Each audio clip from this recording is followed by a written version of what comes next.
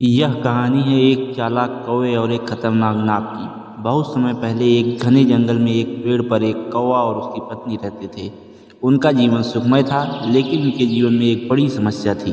एक नाग। पेड़ के नीचे एक नाग रहता था जो कौवे के अंडों को खा जाता था।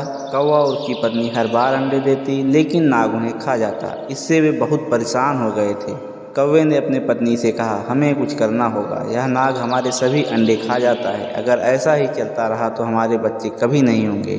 पत्नी ने दुखी होकर कहा, हाँ, हमें जल्द ही कोई उपाय सोचना होगा, नहीं तो हम कभी माता पिता नहीं बन पाएंगे। कौवे ने कहा, हाँ, मुझे एक तरकीब सूझी है। हमें इस नाग को धोखा देकर उससे छुटकारा पाना होगा। पत्नी उत्सुकता से बोली, लेकिन कैसे?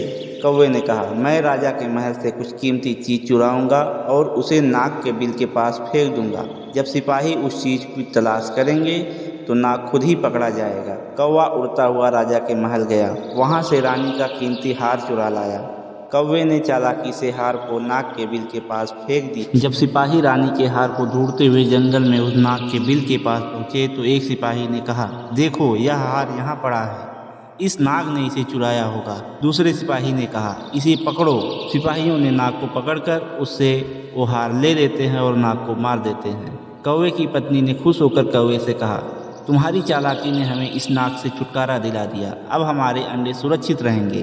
कौवा मुस्कुराते हुए बोला, हाँ, हमें अपनी बुद्धिमानी से यह जीत मिली है। इस प्रकार कौवे ने अपनी चतुराई से नाग से छुटकारा पाया और अपने अंडों को सुरक्षित रखा।